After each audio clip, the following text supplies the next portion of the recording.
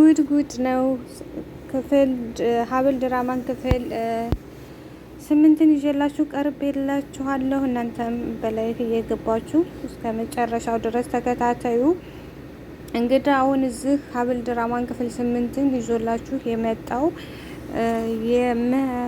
የማህደር መሞት ነው። አሁን የማህደር መሞት ገዳዩ ማን እንደሆነ ወደ መታወቁ እየተሄደ ነው። በመነን ተብሎ ነበር፣ መነን እንዳልሆነች አሁን ደግሞ ምህረት እንደሆነች ገዳይዋ ያጸደና የምህረት እጅ አለበት እየተባለ ነው። አሁን እንግዲህ እዚህ ቤተሰቡ መሀል ፖሊስ መርማሪ መጣ። ምህረት በቃ እዚህ እንግዲህ ፖሊሱ እያላት ያለው ምህረት ወይዘሮ ምህረት ማህደርን የገደልሻት አንቺ ነሽ እያላት ነው ፖሊሱ። ደነገጠች። ልክ ምንም እንዳልሰራች ግን የማህደር ገዳይ ምህረት እንደሆነች አሁን ላይ ታውቋል። እስከ መጨረሻው ድረስ ላይክ እያደረጋችሁ ተከታተሉ። ምህረትን ያው ጠቁሞ ያስያዛት አባቷ እስክንድር ነው።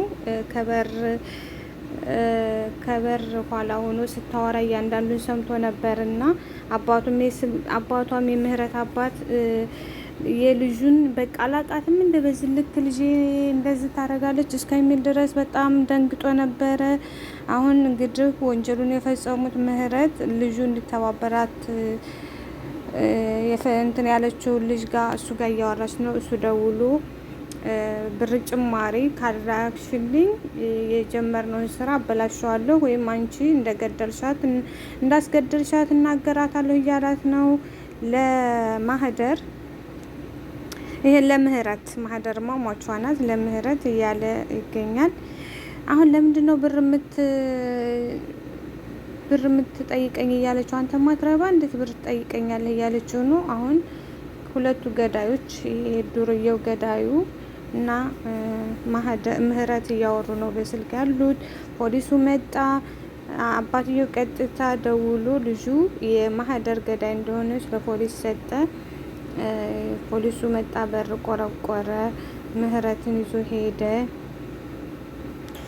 ከዛ ልጅቱ ደግሞ ምህረት እንዴት አባቴ እኔ ልጅህን እንደዚህ ታደርጋለህ እያለችው ነው።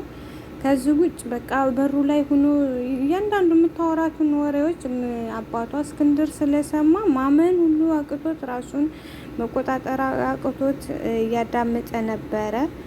እሷ ደግሞ እንዴት አባቴ እንዴት መቼ ነው ሳውራ አይሰማኝ እያለች ለመካድ ሞከረች። ብትኬድም አልተሳካላትም።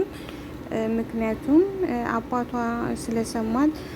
ወይ አቶ እስክንድር ደግሞ ሰው ቢሆን የነገረው ላያምን ሁሉ ይችል ነበር። በራሱ ጆሮ ነው ልጁ ምህረት ስታወራ የሰማው። እንዲሁም ደግሞ አሁን እሷ ደግሞ ከዛኛው ልጅ ጋር እያወራች ያለችው እንዴ አባቴ አሳልፈ ሰጠኝ አለችው። እስክንድር ደግሞ አባቷ ይሄን በጣም ነው ማዝነው፣ ይሄንን ያክል አረመኔና ጨካኝ ልጅ አለኝ ብዬ አንድ ቀንም አስቤ አላቅም አለች። ይሄ ሰውዬ አለችው አባቷን፣ ይሄ ሰውዬን እያልሽኝ ያለሽው አለችው። አሳልፈ ለፖሊስ ሰጠኝ ስታበቃ አባቴ ብዬ እንድልህ ነው እንደምትፈልገው አለችው ምህረት። ፈጽሞ እንደዛ አይነት ልጅ አላቃትም፣ እንደዛ አይነት ልጅም እንዲኖረኝም አላቅም ማለች። እዚህ ጋር እነ መነንም ደነገጡ። እነ እዝራ፣ እነ ሀብል፣ እነ አጸደ ሁላቸውም ቤተሰቡ በፍርሃት ተውጧል። ምክንያቱም የማህደር መሞት ሁሉንም ሊያነካካውና እንዳለ ሙሉ ቤተሰቡን ሊያፈርሰው ስለሆነ እዚህ ምህረት እቺ ወደ መነን ልታዞር ስትል ዙረሽ ወደኛ እኔን ታልነካሽ አይሆንልሽም ማለት ነው እያለችው ነው። እዚህ ደግሞ ምህረት እኔ በእናቴ አጥንት እምልልሃለሁ አባቴ የኔ እጅ ምንም የለበትም እያለች የዋሸ ትገኛለች። ብትዋሽም ግን ፖሊሱ ይዞ ከመሄድ ወደ ኋላ የሚያስቀረው ነገር የለም። ምክንያቱም በወንጀል ተጠርጥራ በአባቷ ለዛውም በአባቷ እንትን ኃላፊነት ስለሆነ መጥቶ ፖሊሱ ይዟት ሄደ። ምህረትና አጸደ ያላቸው ደግሞ አሁን ሀብልንም ለመግደል ነበር። የማህደርን ሞት ወደ ሀብል እንትን ሊሉ ነበረ፣ ግን አልተሳካላቸውም። እንዳለ ቤቱ እንትን ምንድነው ዝጋ ቤተሰቡ በቃ ተጨናንቋል። ወይዘሮ መነንም ፍርሃት ላይ ነው ያለችው። ያው እሷም ያላት የሰራችው ሴራ ልጇን ሀብልን ለእዝራ ስለዳረችው እሱ ብቻ ብዙ የሚወጣው ሚስጥር ስላለ ላይክ፣ ሼር፣ ሰብስክራይብ እያደረጋችሁ እስከ መጨረሻው ተከታተሉ። በክፍል ይዤላችሁ መቀርበው እና አብራችሁን ቆዩ። እኔ ሳራ ዛናው ነኝ። ተከታተሉ። ከዛ ዝር ደግሞ ባልና ሚስት ተገናኙ። መነንና እስክንድር የሰማሁት ነገር እና ጆሮ የሰማው ነገር እውነቱ ሁሉ እውነት ነው አላት ለመነን። አንተ አጸደ ነገረችህን እውነት እያመንክ ነው አለችው። እውነቱን ተናገር እያላት ልጅሽ ናት አይደል? ስለ ሀብል እያወራሁሽ ነው። ልጅሽ ናት አይደለሽም እያላት ነው እስክንድር ለመነን። ቆይ እስክንድር ስለምን ክህደት ነው እያወራኝ እያለኸው ያለችው። አንቺ ከሀዲ እንዴት በዚህ ልክን ጨካኝ ልትሆኝ ይቻላል? ተሳስተ ነው እንጂ ሀብል ልጄ ልትሆን አይደለችም አላት። እዚህ ከግርግዳው ጋራ ኮሌታዋን ይዞ ግርግዳ ጋር እያጋጫት ነው። ለመግደል እየሞከረ ነው እስክንድር። እንደዚህ አይነት ውሸታም ብትሞት ይሻላል እያለ ነው። ሚስቱን ጉሮሮዋን አንቆ ከግርግዳ ጋር አጋጫት። አጋይቶ ወሮሮ ጣላት በአንድ ክላስ። አሁን ልቅ ብለሽ ከቤቱ ጭልኝ እያለ ነው እስክንድር። ሚስቱን መነንን ገፍትሮ ካሉበት ክላስ ወሮሮ አስወጣት። እዚህ ብቻውን በክላስ ተቀመጠ። በጣም አዘነ፣ ተገዘ።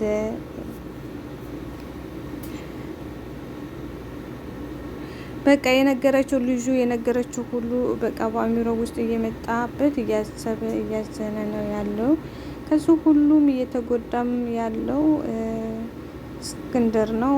ዶላቡን ከፈተ። የልብሱ ቁም ሳጥኑ ልብስ እንዳለ ዝርግፍግፍግፍ አድርጎ የወይዘሮ መነንን ልብስ አወጣ። አልጋው ላይ በተነው። ካልጋው ላይ ደግሞ አንስቶ ወደ ዲዘት ሊሄድ እንደሆነ አላውቅም፣ ብቻ እየሰበሰበው ነው። እዚህ ጋ በጣም ስሜታዊ ሆኗል እስክንድር። ያልታሰበው በፍቅር አለ የተባለው ቤተሰብ ተበተነ። እዚህ ደግሞ ሀብል ካቢኔቷን ቁም ሳጥኗን ከፈተች። ልብሷን እየሰበሰበች እያለቀሰች ነው ያለችው። ብቻ ቤቱ ክሊጡ ወጥቷል።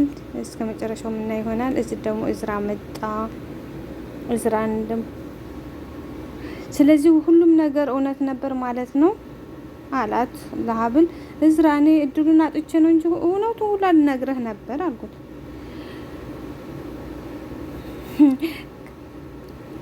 እዚህ ቤት እናትሽ ጋር ተመሳጥረሽ ነበረ፣ እዚህ ቤት ሚስቱ ነሽ የመጣሽው አላት። ሀብልን በጥፊ መታት፣ ጉሮሮዋን አነቃት፣ ካልጋው ላይ ወረወራት። እዝራ ሀብልን ምታኝ፣ ግደለኝ፣ ግደለኝ፣ ግደለኝ፣ ግደለኝ እያለችው ነው እንዳውም። ከዛ እዝራ ደግሞ እንዳንቺ አይነት ርካሽ ማገደዬ እጄን አልሰጥም ብሎ እዝራ ሀብልን አንቺና መነን ትሆናላችሁ ማህደርን አሳልፋችሁ የሰጣችሁት አለ። በዚህ እንኳን እርግጠኛ አትሁን አለችው። ስለ እህቴ መጥፎ ነገር መናገር አትችይም አላት። ለነገሩ እዚህ ቤት ከጋሼ በስተቀር አንድም አሚሮና ቅንጭላት የማሰብ ቅንጭላት ያለው ሰው የለም አለችው እዝራን። ምናልባት ከኔ 5 ሳንቲም ባገኛለሁ ብለሽ አስበሽ ከሆነ በጣም ተሳስተሻል አላት። እዝራና ሀብል እዚህ ጋር ገጥመዋል፣ እየተጣሉ ነው። ሀብል በጣም እያለቀሰች ነው። ግን የሀብል እኔ እንዳየሁት ሀብል እጅ እንደሌለበት ነው ማየው። እኔ ስለማታምኔ ለአንተ ማስረዳት ብዙም አይጠበቀኝም እያለችው ነው። እውነት እናታ ብየዋ ለራሷ አጠቀም ለአንተ ብታገናኝም ለአንተ እስከ ዛሬ ምንም አይነት ሀሳብ የለኝም እያለችው ነው። እዝራ እኔ ለአንተ ስለማፈቅርህ ብቻ ነው እዚህ ቤት የቆየሁት አለችው። ይሄን ማይረባ ጨዋታሽን አቁሚ እያላት ነው። እዝራ ደግሞ እውነቴን ነው እዝራ እየነገርኩ ያለሁት እያለችው ነው። ሀብል ካየሁት ጀምሬ ጊዜ ጀምሮ ስላንተ ማሰብ አንድ ቀንም አቁሜም አላቅም። እኔ የእውነት ፍቅር አፍቅሬ ወድጀህ ነው እንጂ ያን ከእናንተ ገንዘብ ፈልጌ አይደለም የመጣሁት እዚህ ቤት እያለችው ነው ሀብል። ስሚ አንቺም ሆነ እናትሽም በቅታችሁኛል አላት። አታስብ ካሁን በኋላ እዚህ ቤት አታገኘኝም አለችው ሀብል ለእዝራ። እዝራም ቤቱን ከፍቶ ወጣ። እስክንድርም ያንን የሰበሰበውን ልብስ ይዞ ከፎቅ ሲወርድ መነን ደግሞ ከታች ስትመጣ ፊቷ ልብሷን ወረወረላት። ዓይንሽን ማየት አልፈልግም እዚህ እንዳላይሽ ብሎ ልብሱን ወረወረላት። መነን እግሩ ስር ወደቀች። እዝራ እስክንድር ስር ተነሻላት። ምንም እንትን ስሜት የሚለውን ተነሻላት። እጁን አጣጥፎ ቆመ። እዝራ ከላይ መጣ። ከዛ ቆይ ለምንድን ነው እሱ ላይ የተደፋሽው አላት። እዝራ በእናትህ ይቅር በለኝ ሜርሲ ስለምጠላይ ነው እንጂ ምንም ነገር የለም፣ ካላመንክ ደግሞ ሀብልን ጠይቃት እያለችው ነው። ሀብል እውነቱን ንገረኝ አለችው።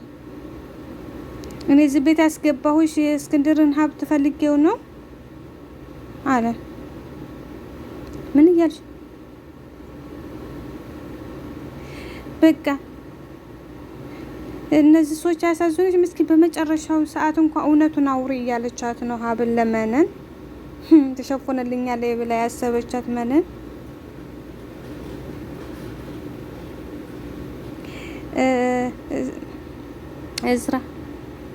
እዝራ እስክንድር ደግሞ ጋሼ ጥሩ አማቱ ነው፣ ነገሮቹ በዚህ መልኩ ባያልቁ ጥሩ ነበረው። እኔ ግን ብላ ልትወት እኔ ልሄድ አለችው። ቆይ አንቺ ትንሽ ጠብቂ፣ ከአንቺ ጋር ብዙ ትንሽ የምናወራው ነገር ስላለ ቆይ ያለ መነንን ውጭልኝ ከቤት ከዚህ ከቤት ውጭልኝ አላት።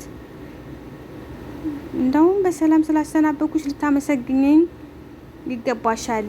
ተገፍትረሽ በር ተከፍቶ ተምትጣይ በስነ ስርዓት በክብርሽ ውጭ ብሎ ከበር እንድትወጣ አደረጋት። ሀብልን ደግሞ እስክንድር ተረጋጊ ብሎ እያለት ነው። እዝራ ደግሞ ሁለቱም ቤቱን ለቀው ይውጡልን እያለ ነው። ሀብል ከኔ ጋር ትንሽ ጊዜ ትሄዳለች አትወጣም እያለ ነው። እስክንድር ሀብል እንድትቆይ ይፈልጋል።